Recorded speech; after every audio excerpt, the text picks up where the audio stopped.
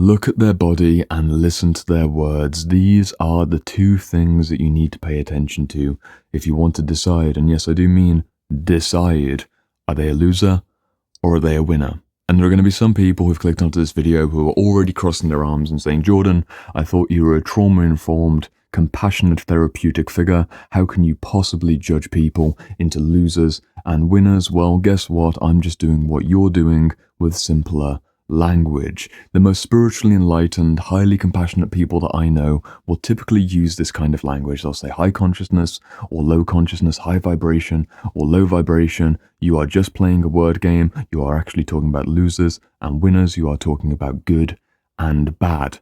If you're saying that someone's low consciousness because they're in a shameful fear state, or they're always really angry, or always really triggered, and high consciousness is joyful, elated, service-driven, highly inspired energy, you have separated the world into winners and losers. So let's at least have an honest conversation about how you can identify the losers and the winners in your life, and hopefully protect your time and your energy, because if I've learned anything from working with survivors of trauma, it's that often they struggle to make the decisions and hold the boundaries.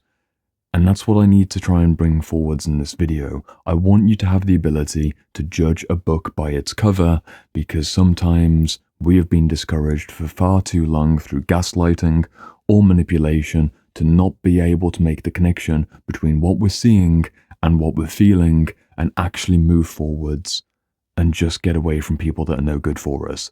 Judge them by their looks and judge them by their words. There are 3 levels to each of these categories. You've got the very superficial level, the moderately deep level, and then the ultra deep level. I have some therapeutic books to bring out for each of these, and then we're going to look at 3 more categories at the end of the video, but just start with the basics. You can tell if someone's in loser consciousness or trauma energy or low vibe or low consciousness based on their body and based on their words. Are they very, very fat or very, very skinny? Do they look unwell? It's probably an indication. Yes, everything that I'm going to say in this video has a nuance and has an exception. There are some people who for a period of time in their life go into obesity and they are incredibly conscious individuals, but that's just a particular moment at a particular time. I'm not going to cover all the complexities. I'm just going to be pretty rapid fire in this video because I want to basically encourage you to make judgments where judgments haven't been made before.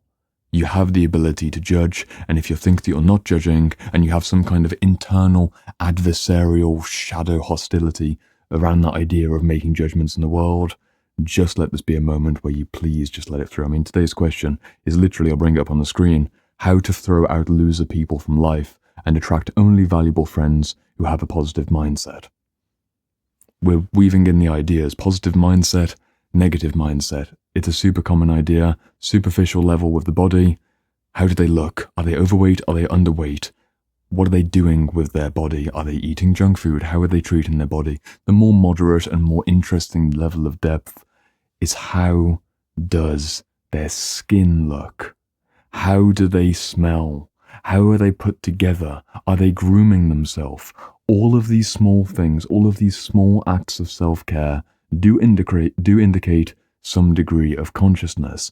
If I had a friend and they hadn't shaved for 2 weeks and they had blisters and pimples all over their face, they smelt really bad. You know, they're athletic still, they're still in shape, but all those things were happening.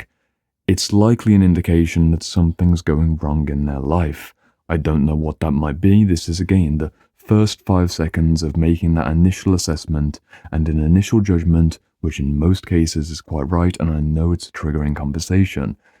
If my friend is going through something and they have gone into that low vibration state, that low consciousness state, and I love and care for them, I get to make that judgment of, oh, something's wrong here, and I can then support them because I can see that clearly something's happening that isn't the healthiest version of who they could be. I'm not just framing this video out as a way for you to punish people. If you love your friends and you want to be on that journey of going from loser to winner with them, look out for your friends when they drop into that heavy, trauma-based energy, or when they may be having a tough time and you could help them out. How's their skin looking? How's the vitality in their eyes? But then the deeper level, and this is where it's very obvious, but also something which I really want you to emphasize, how's their posture?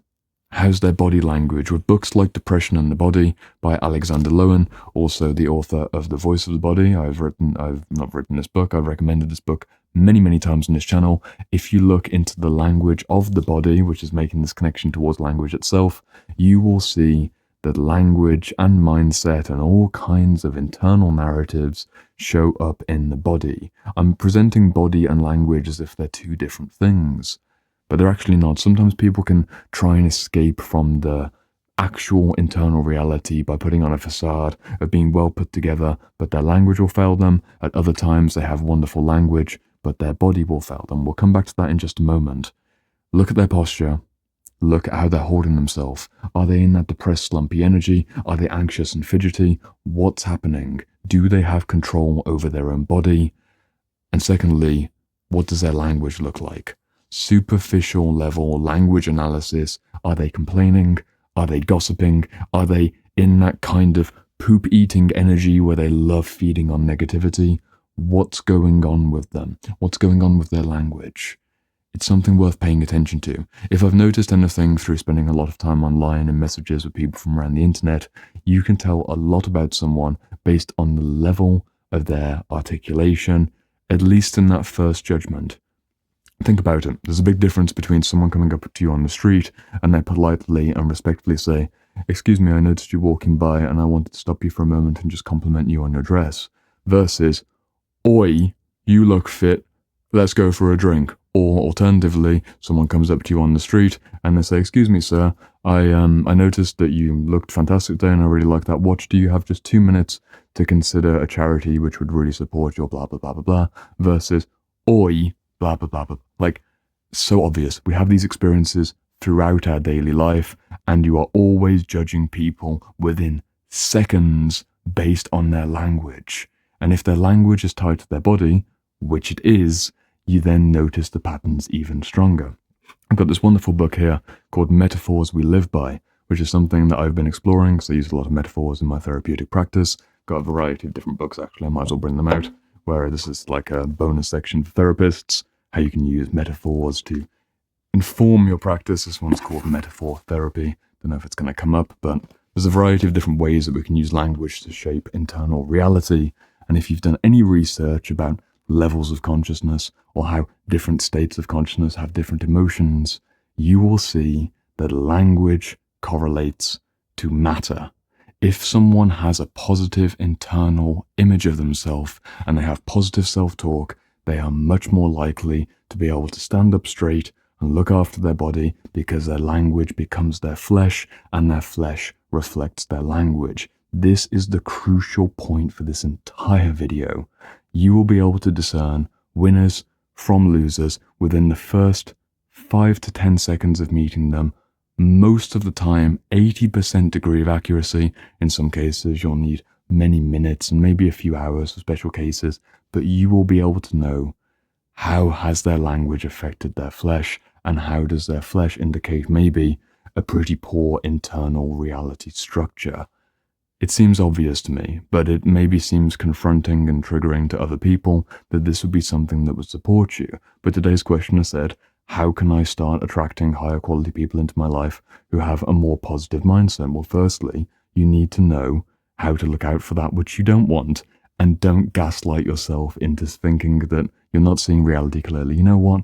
Even though my friend has gained 50 pounds and their skin's all over the place and they're slumping around, or maybe they're getting really anxious and they're always gossiping and now they're suddenly complaining a lot as well, they're still the same person I know deep down is that high potential, high expansion winner who, we were best friends in high school, and even though it's been 10 years, I know that they're still the same person. You're telling yourself an escapist fantasy, which is disconnected from the reality you're being presented with, which is an unhealthy person with an unhealthy narrative structure.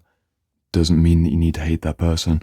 Doesn't mean that I'm picking on that person. I'm trying to give you a permission slip to make judgments about where you spend your time and who you let have access to your life. Because I've had so many experiences, and it's going to be a shame because I know maybe in the comments section I'm going to be misunderstood in this video, and I'm going to be seen as really arrogant or incredibly entitled, or like, how can you split the world into losers and winners? It's a spectrum. It's a YouTube video. I can't do this perfectly. This is a full conversation condensed into about 15 minutes. Looking for the clues, but you don't need to look too hard. It will be written on their face and it will spill from their mouth within the first interaction. You can see, you can hear. But what if that's not enough? What if you need a bit more information? Maybe they're more of a mixed case and you can't quite tell, are they in loser consciousness or are they in winner consciousness? Look at their past, look at their present, and look at their future. Their history, their current behaviors, and where they want to go with their life will indicate what level of consciousness they might be at. And yes, there might be trauma involved. There might be all kinds of problematic situations that are really worthy of love and respect. And you can see what I'm doing. And it's so frustrating because I'm just trying to... Hopefully you feel what I'm doing here. I'm not trying to put other people down. I'm trying to lift you up. And lifting you up doesn't mean you need to kick people on the way down. But you can make healthy, discerning choices that if they've got a history of drink and drug abuse, if they've got a history of failed relationships, if they've never had a meaningful career and you're meeting them in their 30s and they're saying to you, next year I'm going to start my own business, and they're really in kind of this manic energy, I'm going to start my own business and going to meet the love of my life and get in the best shape ever. And they've got a train wreck of a past, their body's clearly in dysregulation, and their language oscillates between high highs and low lows. You probably shouldn't trust them. Look at their present habits as well. How are they actually spending their time? Are they hooked on entertainment and distraction? Any kind of substance issues? What are they doing with their days? What kind of work are they choosing? If they've been in the same kind of dead-end job for the last 5 years, that's probably a good indication that at a deeper level, they just haven't realized how valuable their time is, which means they haven't quite accessed how incredibly valuable their own soul is. They just haven't seen it yet. I hope that they do see it, but it's not your responsibility to save everyone who's in a problematic situation where you ride in and try and pick them up and be the one who takes everyone on the winner train to Winner Island. You're not going to be able to do that. It's better to go with people who are already in winner consciousness, and this is where it gets really tricky, because what if someone seems like they could be either or, and they're talking about the future with an excited, very quite genuine excitement. It seems like it could work out for them, and you kind of believe them. How do you decide, are they really the real deal? You have to watch over a period of months to see if they follow through. In the same way that if you get excited on one particular day and you're going to go out there and get back onto the dating market or start up a new business or maybe lose 10 pounds, gain 10 pounds of muscle, whatever you're going to do, the actual metric of winning on that particular lane in life is, did you actually do it? Did you follow through? Did you do it consistently? If you're in that middle ground where it seems like they're potentially good enough with their body and their language, and now you're checking with past, present, and future, maybe they could have had a train wreck past, but you do see people who turn it around and they've got healthy present-day habits and a really clear vision for the future, and they can bloody well do it. But it's rare. It's so rare. I have had to learn this lesson over and over again with friends from high school through university and now into my adult life, that just because people say that they're going to do something rarely means that they're going to do something. It is a very rare person that actually follows through consistently for 12 months or more on any particular lane. And I have learned this over and over again, going to the gym with friends, being in creative pursuits with other friends, seeing people who are talking about their big careers, and it just falls through so repeatedly. My major problem, which is something that also is one of my major strengths in coaching work, is I project my golden shadow so rapidly. And if you don't know Jungian theory, golden shadow is projecting basically the unconscious higher potential that I have or that I see in myself or I value in myself onto the other people in the world, and believing that every single duck is actually a swan. Not that I'm categorizing the world into ducks and swans, but I might as well, as losers and winners. We're talking about judgmental language. Maybe that feels more palatable for you to talk about ducks and talk about swans. You're doing it anyway. You're talking about bad behaviors and good behaviors. Let's just move on.